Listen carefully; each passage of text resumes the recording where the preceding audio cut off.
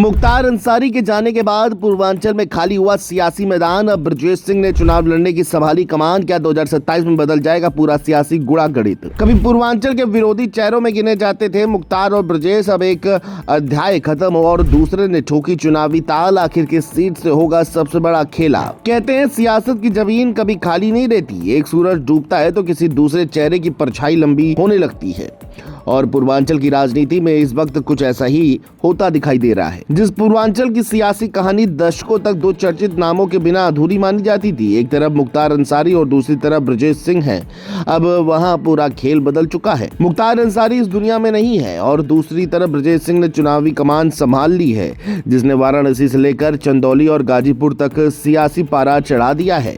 ब्रजेश सिंह ने साफ कहा है कि वो 2027 का विधानसभा चुनाव लड़ेंगे।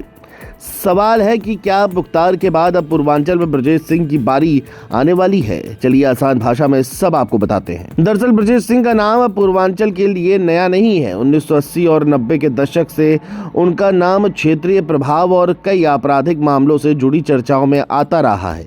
मुख्तार अंसारी के साथ उनकी पुरानी अदावत पूर्वांचल की सबसे चर्चित चेहरों में गिनी गई है। वाराणसी, गाजीपुर, चंदौली और आसपास के इलाकों में दोनों गुटों की चर्चा लंबे समय तक होती रही। कई घटनाएं हुई, मुकदमे चले, अदालतों में लंबी कानूनी लड़ाइयां लड़ी गई। हालांकि अलग अलग मामलों में अलग अलग न्यायिक फैसले आए और मार्च 2026 में लखनऊ कैंट की चर्चित फायरिंग से जुड़े मामले में अदालत ने साक्ष्यों के अभाव में ब्रजेश सिंह और अन्य आरोपितों को बरी किया। अब कहानी का सबसे बड़ा मोड़ देखिए।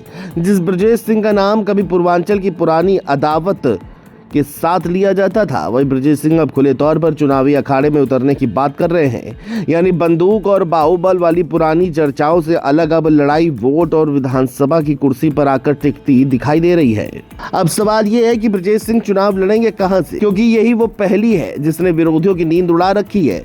वाराणसी की कोई सीट, चंदौली, गाजीपुर या फिर कोई ऐसी विधानसभा जहां किसी ने अभी तक उनका नाम सोचा भी नहीं हो। ब्रजेश सिंह पूर्व विधान परिषद सदस्य रह चुके हैं। उनके परिवार की राजनीति में मौजूदगी भी किसी से छिपी नहीं है। उनके भतीजे सुशील सिंह लगातार चुनावी राजनीति में सक्रिय रहे। हाल के सालों में ब्रजेश सिंह धार्मिक और सामाजिक कार्यक्रमों में दिखाई दिए हैं।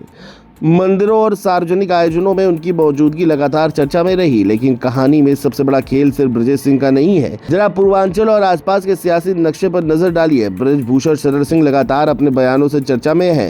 अयोध्या के चंदे से जुड़े मामले पर उन्होंने खुलकर कहा कि वो डरने वाले में नहीं है और जांच सही नहीं हुई तो फिर बोलेंगे।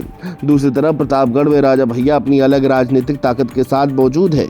उनकी पार्टी और उनके समर्थकों की नजर भी 2027 पर है। अब ब्रजेश सिंह चुनाव लड़ने का ऐलान कर चुके हैं। यानी यूपी की राजनीति में क्षेत्रीय प्रभाव रखने वाले कई बड़े चेहरे अचानक ज्यादा सक्रिय दिखाई दे रहे हैं। और इसी कहानी में एक नाम धनंजय सिंह का है, क्योंकि जौनपुर की राजनीति में धनंजय सिंह का अपना प्रभाव माना जाता है।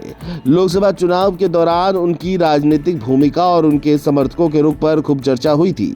अब जब पूर्वांचल में ब्रजेश सिंह चुनावी ताल ठोक रहे हैं, ब्रजभूषण शरण सिंह के बयान लगातार सुर्खियां बना रहे हैं और राजा भैया 2027 की तैयारी में दिखाई दे रहे हैं, तो सवाल है धनंजय सिंह की अगली चाल क्या होगी? अब सबसे बड़ा सवाल भाजपा और समाजवादी पार्टी के सामने है। अखिलेश यादव पीडीए के सहारे पूर्वांचल में अपनी ताकत बढ़ाने की कोशिश कर रहे हैं। 2024 के लोकसभा चुनाव में सपा ने पूर्वी उत्तर प्रदेश में भाजपा को कई जगह बड़ा नुकसान पहुंचाया था। अब आगे क्या होता है ये देखने वाली बात होगी।